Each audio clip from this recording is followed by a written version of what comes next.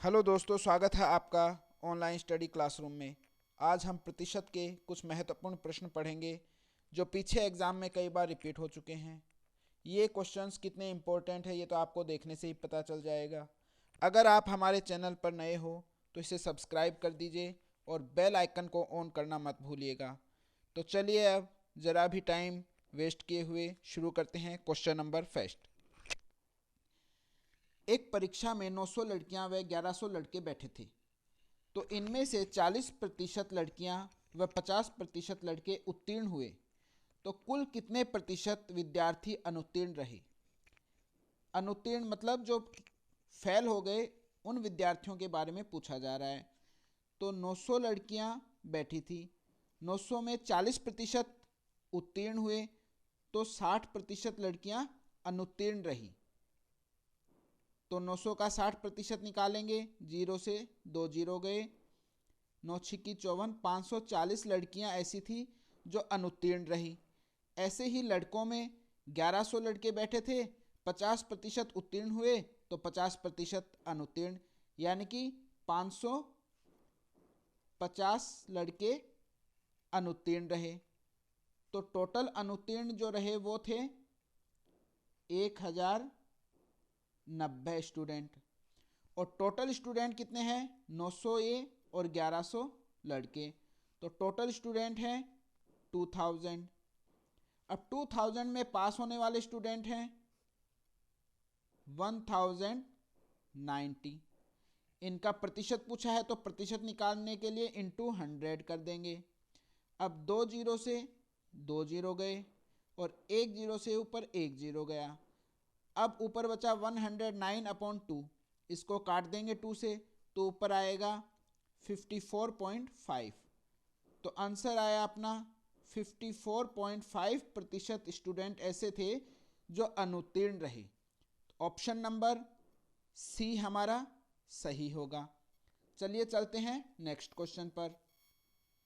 Question number second है, चीनी के मूल्य में 20% वृद्धि होने पर एक परिवार ने चीनी की खपत में 25% की कमी कर दी, तो अब इस परिवार के चीनी पर होने वाले खर्च में कितने प्रतिशत की कमी आएगी। उसने 20% की वृद्धि हुई, यानी कि 1/5% वृद्धि हुई। अगर इसमें कमी 1/6% हो जाती, यानी कि 16.66% अगर कमी हो जाती तो इसमें बैलेंस बराबर रहता। लेकिन कमी कितनी हुई है? 25%, यानी कि 1/4। तो अपन निकालेंगे। शुरू में मान लीजिए अपन चीनी का मूल्य था 100 रुपये, अब 20% बढ़ गया तो हो गया 120 रुपये, 20% बढ़ गया। अब कह रहा है कि 25% की कमी आ गई। कमी आ गई तो 120 में अपन 25% की कमी कर देंगे तो आ गए 90 रुपये। 25% कम कर दिया तो 120 का 25% 30 रुपये होता है, 90 रुपये। तो इसमें कितना प्रतिशत की कमी आई? तो 100 था पहले, अब 90, यानी 10% की कमी आ गई। ऑप्शन नंबर डी अपना सही हो जाएगा। चलिए चलते हैं नेक्स्ट क्वेश्चन पर। क्वेश्चन नंबर थर्ड है,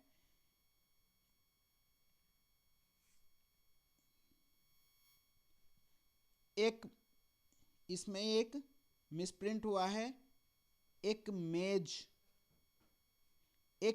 के अंकित मूल्य में 12% की कमी कर देने पर इसका मूल्य 4,375 रुपये हो गया। तो मेज का अंकित मूल्य क्या होगा? मेज में 12.5% की कमी हुई है, तो इसको अपन निकालेंगे 4,375 गुना 100/87.5। अगर इसकी वृद्धि निकालनी होती तो अपन निकालते हैं 100 को नीचे रखते हैं और ऊपर जो भी 110% या 120% निकालना होता है वो करते हैं। लेकिन इसमें क्या है, कमी हो गई, तो इसका जो पहले वास्तविक मूल्य था वो निकालेंगे, तो उसके लिए 100 ऊपर आ जाएगा और जो कमी है वो नीचे, तो पॉइंट हट जाएगा और ऊपर 10 से मल्टीप्लाई हो जाएगा। अब इसको अपन काटेंगे तो आप 25 से भी काट सकते हो, 5 से भी काट सकते हो, लेकिन मेरे को जैसे सीधा पता है 875 से काटेंगे तो ये 1 जा और ये सीधा 5 से कट जाएगा। तो सीधा 5 इंटू 1000 5000 ये इसका अंकित मूल्य आ गया। ऑप्शन नंबर बी सही होगा। क्वेश्चन नंबर 4 है, किसी वस्तु पर दलाली की दर 6% से बढ़कर 8% होने पर भी दलाल की आय अपरिवर्तित रहती है, तो उसके व्यापार में कितने प्रतिशत की कमी आई। किसी वस्तु की दलाली की दर 6% से बढ़कर 8% हो गई, फिर भी दलाल की आय अपरिवर्तित रहती है, तो उसके व्यापार में कितने प्रतिशत की कमी आई। तो इसमें अपन निकालेंगे, बढ़ा कितना है, 6 से 2% बढ़ा है, तो निकालेंगे 6 से 2% कितना, 1/3 बढ़ गया। तो फ्रिक्शन से मैंने बताया था 1/3 बढ़ेगा तो कितना, 1/4 कम होगा। 1/4 का मतलब हो गया 25%। ऑप्शन नंबर बी सही होगा। दोस्तों इसमें अगर आपको फ्रिक्शन याद रहेगा तो आपको ये क्वेश्चन निकालने की भी जरूरत नहीं पड़ेगी। सीधा देख लिया 1/3 की बढ़ोतरी हो रही है तो इसमें कमी होगी 1/4 की। 1/4 25% होता है। पेन उठाने की भी जरूरत नहीं पड़ेगी। आपको ये फ्रिक्शन याद नहीं है तो मैं आपको दिखा देता हूं, मैंने लिख रखे हैं वो आप स्क्रीनशॉट ले लेना। दोस्तों ये फ्रिक्शन है, इसमें 100% है 1/1। अगर 1/1 बढ़ता है तो 1/2 कम होता है, या 1/2 50% कम होता है तो 1/1 बढ़ता है। ऐसे ही अगर 1/1 1/2 50% बढ़ता है तो 1/3 घटता है। या फिर अगर घटत दी गई हो कि किसी चीज में 1/3 की कमी हुई है तो उसमें 1/2 बढ़ा देंगे। अगर किसी में 1/3 बढ़ रहा है और कमी करनी है तो 1/4 कम कर देंगे, जैसे अभी इसी क्वेश्चन में हुई है। इसमें 1/3 बढ़ा है तो अपन ने 1/4 कम कर दिया। इससे क्या है, बैलेंस बराबर रहता है। अगर 1/4 की बढ़ोतरी हो रही है तो 1/5 कम कर देंगे, या 1/5 की बढ़ोतरी हो रही है तो 1/6 कम कर देंगे। ये इंक्रीज हो रहा है और इधर डिक्रीज हो रहा है। अगर किसी में अपन को डिक्रीज दिया हुआ है और इंक्रीज करना है तो अपन ये कर देंगे, या इंक्रीज दिया हुआ है और डिक्रीज करना है तो ये कर देंगे। अगर ये दोस्तों आपको याद हो जाएंगे तो आपको ऐसे क्वेश्चंस करने में बहुत ही आसानी होगी। इसका आप स्क्रीनशॉट लेना चाहो तो ले सकते हो।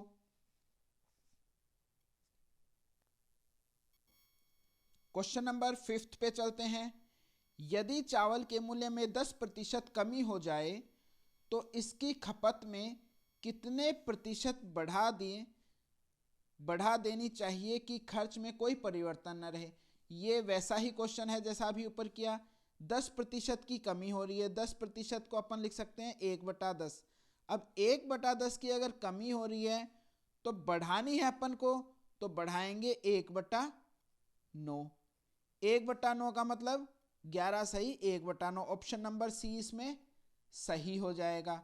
ये अभी जैसे मैंने आपको दिखाई थी ये लिस्ट देखिए, इसमें यहाँ 1/10 कम हो रहा है तो बढ़ा देंगे 1/9। 1/9 कितना होता है, 11 सही 1/9, तो ये बराबर हो जाएगा बैलेंस। चलिए चलते हैं नेक्स्ट क्वेश्चन पर। क्वेश्चन नंबर 6 है, किसी वर्ग की प्रत्येक भुजा में 40% वृद्धि होने पर इसके क्षेत्रफल में कितने प्रतिशत की वृद्धि होगी। वर्ग क्या होता है, स्क्वायर, जिसकी सभी साइडें बराबर हो।